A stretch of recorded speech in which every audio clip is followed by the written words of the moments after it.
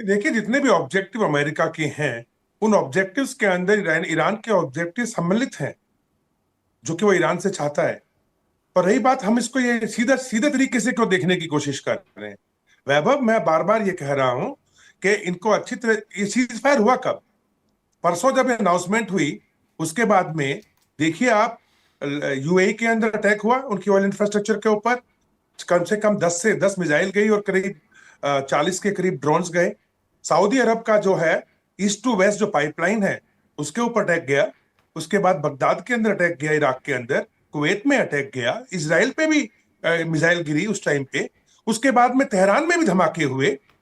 और फिर पहली बार ऐसा हुआ कि जो गल्फ कोऑर्डिनेशन काउंसिल है, अपना जो देश है, 16 देश हैं ये, उनमें से यूएई ने पहली बार अपने 6 मिराज 2000 फाइटर एयरक्राफ्ट से ईरान के लोहान और सीरी आइलैंड के ऊपर अटैक किया। यानी कि अब ये चांसेस बढ़ गए हैं कि अगर ये युद्ध आगे बढ़ता है, तो इसके अंदर जो गल्फ कंट्रीज हैं, इसको सिर्फ कतर को और ओमान को छोड़ के, बिकॉज ये तो अपना बचाव कर रहे हैं डिप्लोमेसी की बात करके, बाकी देशों ने मन बना रखा है कि भी ईरान का इस बार फैसला करना है और वो कूदेंगे। अब तीसरी बात, देखिए, जैसा मैंने आपको पहले बताया कि ये जो मीटिंग हो रही थी, इसके अंदर जो पहल की जा रही थी, पहल में आगे जो आ रहा था आदमी, जो कि ईरानी संसद का अध्यक्ष है, कालीबाफ। आईआरजीसी, ये ओपन सोर्सेज से न्यूज निकल रही है कि आईआरजीसी ये मानती है कि लारीजानी, जो कि एनएसए थे पुराने और जो कि बहुत करीबी थे खुमनई के, उनकी लोकेशन इन्होंने दी थी अमेरिका को और इसराइल को। ये बहुत बड़ा गेम खेल रहे थे, अंदर ही अंदर चल रहा है इनका। और अभी देखो, 31 स्टेट के अंदर जो लोग बैठे हैं और जिसको डिसेंट्रलाइज कर दिया गया है इस्लाम ईरान रिवोल्यूशनरी गार्ड को, और जो अपने अपने मर्जी से काम कर रहे हैं, उनको अगर बांध के रखना है, तो मुश्तबा के मैसेज का एक डंडा दिखाया जा रहा है। लेकिन ये मैसेज जब मुश्तबा कोमा में अगर है, तो दे कौन रहा है? तो ये आपको देखना होगा। ये सब बातें क्या अमेरिका नहीं जानता? क्या इसराइल नहीं जानता? और दूसरी बात, अभी इसराइल हिजबुल्लाह के पीछे क्यों पड़ा है? अगर पिछले हमने देखा हो, 48 घंटे पहले, पहले 48 घंटे का एक सीज फायर टाइप का दिया गया, डोनाल्ड ट्रंप ने कहा टाल दिया, फिर 5 दिन, फिर 10 दिन, अब 2 हफ्ते। तो कितना टाइम मिल गया इनको स्ट्रेटेजिक पॉज का, अपने आप को रिग्रुप करने का? Number one. Number two, Israel के ऊपर जब अटैक हो रहे थे मिसाइल्स के, लास्ट में अगर हम देखें, जो फ्रीक्वेंसी ईरान से मिसाइल्स की जा रही थी, वो 2 से 4, 4 से 6 ऐसे मिसाइल मारी जा रही थी। पर वो हिट कर रही थी, क्यों? क्योंकि इनका तालमेल बना हुआ था हिजबुल्लाह के साथ। हिजबुल्लाह वहां से रॉकेट छोड़ता था 50 और 100, और इसराइल के जो एयर डिफेंस था उसको कंफ्यूज करता था, और उस कंफ्यूजन के बीच में मिसाइल्स आती थी।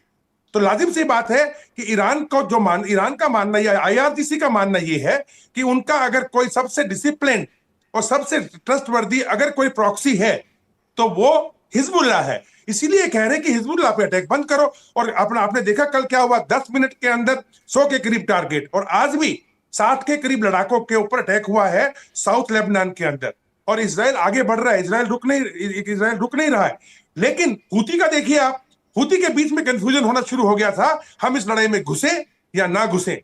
उन्होंने अगर अटैक किया तो सिर्फ इसराइल पे अटैक किया, वो भी साउथ इसराइल के अंदर, और वो भी जब जब हमास के ऊपर अटैक गया, तो उन्होंने और खुमैनी के मरने के बाद उन्होंने थोड़ा अटैक किया।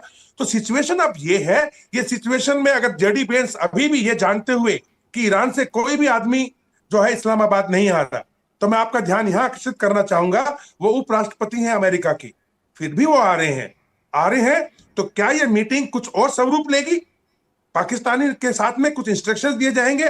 और क्या अभी आने वाले 2-3 दिन में, 4 दिन में, 5 दिन में, जैसा कि डोनाल्ड ट्रंप ने धमकी दी है, आज ही सवेरे, आज आज मॉर्निंग में उनकी धमकी आई थी कि हॉर्मोज के ऊपर जो करार था, हॉर्मोज खोलो, ये सीज फायर की कंडीशन थी। आप वहां पे टोल ले रहे हो, ना मंजूर है। और अगर आपने हमारी बात ना भी मानी ईरान ने, तो भी हॉर्मुज खुलवाया जाएगा। तो ये संदेश साफ है, क्लियर है बिल्कुल, इसके अंदर कोई शक नहीं है। यहां पे अब अटैक आएगा, और ये काफी तालमेल के साथ आएगा। पाकिस्तान भी इन्वॉल्व होगा, इसराइल भी इन्वॉल्व होगा, क्योंकि जो बाकी ग्रुप है इनके प्रॉक्सी छोटे मोटे, कुतुब हिजबुल्लाह, या फिर ये कह लीजिए कि पॉपुलर मूवमेंट फ्रंट या इस्लामिक रेजिस्टेंस वगैरह, ये छोटे छोटे ग्रुप इराक में और सीरिया में घूम रहे हैं, जिनके पास रॉकेट्स हैं और ये मार रहे हैं रॉकेट्स बीच बीच में। अब कोई किसी की सुन नहीं रहा, कोई कोई वहां पे कोई डिसिप्लिन नहीं है, आपस में कंफ्यूजन है। हाँ, IRGC वीक जरूर हुआ है, तो इस वीकनेस का फायदा अब अगर ये नहीं करेंगे जो इनको करना है वो जरूर होगा। और दूसरी बात, वैभव, कौन है ऐसा इंसान जो अमेरिका की फायर पावर को और इजराइल की फायर पावर को कंबाइन करके और ईरान को कहता है कि वो समीकरण बदल देगा? आई डोंट थिंक सो। मुझे समझ नहीं आ रहा कि ये कहां से ये बातें और नैरेटिव निकल के आ रहे। बिल्कुल, चोपड़ा साहब के पास चलते हैं। चोपड़ा साहब, अभी नैन सर ने बताया है कि IRGC कमजोर हुई है, आपका क्या मानना है? क्योंकि मैं इसके उलट भी बहुत लोगों की बातें सुन रहा हूं। उनका कहना है कि पहले की तुलना में हो सकता है कि IRGC और ज्यादा पकड़ उसकी बन गई हो ईरान में, क्योंकि एक तो जो विरोध प्रदर्शन हो रहे थे खामनेई के खिलाफ जनवरी में या दिसंबर के महीने में, उन विरोध प्रदर्शनों को तो कुचल ही दिया गया था। तो जितने विरोधी खेमे के लोग थे उनकी संख्या बहुत कम हो गई है ईरान में, ऐसा भी बहुत सारे लोग दावा कर रहे हैं। आपके हिसाब से मौजूदा ईरान में IRGC सर्वोच्च नेता की ताकत कितनी है? देखिए, इस पर्टिकुलर वॉर में ना मेन चीज जो हम भूल रहे हैं वो है फाइनेंशियल एस्पेक्ट। तो जब हम बात करते हैं यूएस की, देखिए सब लोग, ये क्वेश्चन बहुत ज्यादा आ रहा है कि अल्टीमेट विक्ट्री किसकी हुई है। तो देखिए, विक्ट्री किसी की भी नहीं हुई। अगर यूएस कहता है कि मेरी विक्ट्री हुई है, अगर आपको लगता है कि $600 बिलियन गवा के, 40 एयरक्राफ्ट दबा के, पूरे गल्फ को डिस्टेबलाइज करके, अपने सारे बेसिस पर हिट लेकर, और इसके अलावा बहुत नुकसान हुआ है, ये सारा अपनी जो आपकी मेजर मिसाइल्स हैं उनकी डिप्लीशन एक्सट्रीम हो चुकी है, उतना प्रोडक्शन रेट ही नहीं है, अगर ये करके आप कहते हैं विक्ट्री है, वेरी गुड। ईरान कहता है विक्ट्री है, कहीं से भी नहीं। मॉरली यस, अपने आप को सरवाइव कराना और एक नेवर एंडिंग वॉर में यूएस और इजराइल को धकेलना ही उसका एम था, और वो ये कर रहा है। प्लस हमने देखिए पहले वॉर में भी देखा कि Iran is a very strong civilisational power. अगर हम इराक ईरान वॉर की भी बात देखें तो दोनों साइड से ऑलमोस्ट 500,000 से ऊपर डेथ्स हुई थी, लेकिन ईरान ने सरेंडर नहीं किया था, और वो यहां पर भी नहीं करेगा। अब जब बात आती है कि क्या ग्राउंड इन्वेजन के चांसेस, जैसे पहले भी हमने देखे, क्या वो हो सकते हैं, यही बात पर कंटेंशन चल रही है, क्योंकि ईरान कह रहा है कि आप सीज फायर के नाम पे हमेशा रीग्रुप करते हैं और हम पे अटैक करते हैं। हाउएवर, क्या ग्राउंड इन्वेजन पॉसिबल है? अगर हमें लगता है कि 7 या 8 हज़ार मरीन कमांडो से, जो इनकी 82nd एयरबॉर्न डिवीजन है और जो बाकी इनके ग्रुप्स हैं अमेरिकन जो हैं सारी डिवीजन, अगर इनके साथ मिलकर ये ग्राउंड इन्वेजन करेंगे against mobilize force of almost 6 lakh plus 3.5 lakh इनके जो इन्होंने रिजर्व जो बुलाए हैं, I don't think so. Number 2, अगर हम सेकेंड वर्ल्ड वॉर की एग्जाम्पल लेते हैं, तो अमेरिकन ने जब जापानीज के ऊपर अटैक करा था, आप किसी भी आइलैंड का अटैक लीजिए, उनका अट्रेशन रेट 9 से 37% तक था। इवो जिमा जो आइलैंड था, जब उसके ऊपर अटैक किया था, तो उसको अटैक करने से पहले पूरी तरह से हजारों टन बॉम्ब्स गिराए गए थे, लेकिन उसके बाद भी one of the highest attraction rate था, मोर देन 37%, यानी 70,000 अगर वहां सोल्जर्स होते थे, ऑलमोस्ट 26 से 30,000 अमेरिकन सोल्जर्स वहां मारे गए थे। तो यहां पर यह डर बहुत ज्यादा आ जाता है। सबसे बड़ा प्रॉब्लम क्या था? अब हम ईरान की इंटरनल हालत देखते हैं। ईरान की इंटरनल हालत बहुत खराब है। वहां का जो जीडीपी है वो 10% गिर चुका है। वहां की जो परचेजिंग पावर है पिछले 10 सालों के अंदर 90% डाउन हो चुकी है। महंगाई अपने चरण पे, इन्फ्लेशन 100 से 120% पहुंच गई है। नॉर्मल खाने की चीजें भी 200 से 250% महंगी हो चुकी हैं। घंटों घंटों के पावर कट्स हो रहे हैं। उनकी डिस्ट्रक्शन, 4,000 से ऊपर उनकी बिल्डिंग्स जो हैं, इंडस्ट्रियल बिल्डिंग्स और सिविल बिल्डिंग्स डिस्ट्रॉय हो चुकी हैं। अगर वो इस समय सिर्फ रीबिल्ड करने की भी कोशिश करते हैं, तो अकॉर्डिंग टू जो बेसिक डेटा निकला है उसमें उनको सालों चाहिए और कम से कम 80 से $100 बिलियन चाहिए सिर्फ बेसिक रीबिल्डिंग के लिए। उनके जो स्टील इंफ्रास्ट्रक्चर पे डैमेज करा गया है 70%, जैसे नेतन्याहू की भी स्टेटमेंट आई थी, हमने डिस्ट्रॉय करा है। तो ये ईरान ने खुद एक्सेप्ट करा है कि सिर्फ फर्नेस को बिल्ड करने के लिए हमारे को 1 साल चाहिए। तो उनके अंदर भी बहुत ज्यादा डैमेज हुआ है।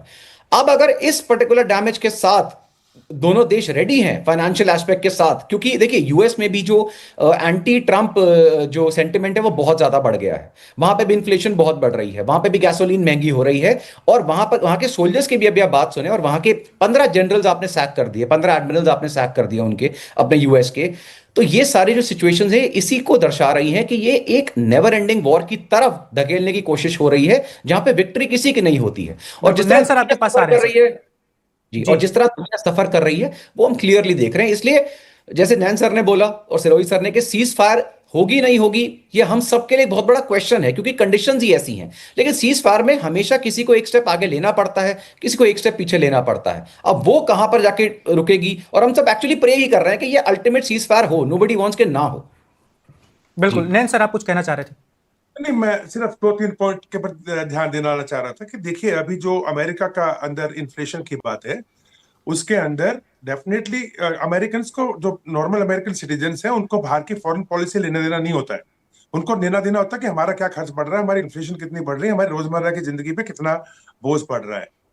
लेकिन अगर हम फैक्ट्स के ऊपर जाएं, तो जो बाइडेन जो इससे पहले प्रेसिडेंट थे, तो उनके पूरे टेन्योर के अंदर जो पेट्रोल का रेट था वो था $5.2 पर गैलन, आज है 4.1।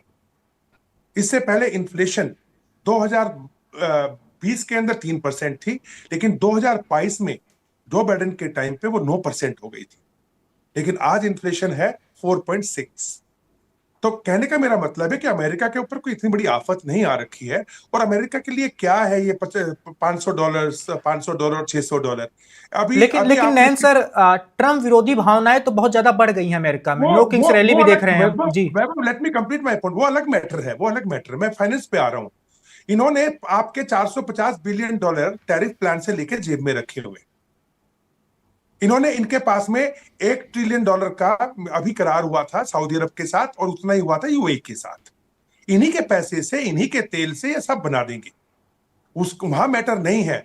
मैटर ये है कि क्या अमेरिका अब इस टाइम पे, जो जिस हालत में इनका यूरेनियम है, नंबर 1, क्या, और जिस हिसाब से हार्मोज के ऊपर एक मुद्दा उठा है जो कि पहले नहीं था, नंबर 2, और तीसरा, जो जिस प्रकार से रेजिम धीरे धीरे करके अपने मिसाइल प्रोग्राम को आगे बढ़ा रही थी, अगर ये मामला सुलझ भी जाता है, यार कह लीजिए मान भी लिया जाता है एक पार्टी द्वारा, मैं आपको लिख के देता हूं, अगले 6 महीने, साल, 1.5 साल, 2 साल में ये वापिस आएगा।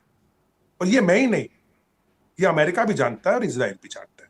तो लिहाजा अब मामला उस स्टेज के ऊपर है कि जितना वीक ये लोग अभी ईरान को कर चुके हैं, इसको बीच में छोड़ करके ये नहीं जाएंगे, और ये अब कोई ना कोई अपने 15 पॉइंट्स के फेवर के मुताबिक इस लड़ाई को आगे लेके बढ़ेगी। Subscribe to One India and never miss an update. Download the One India app now.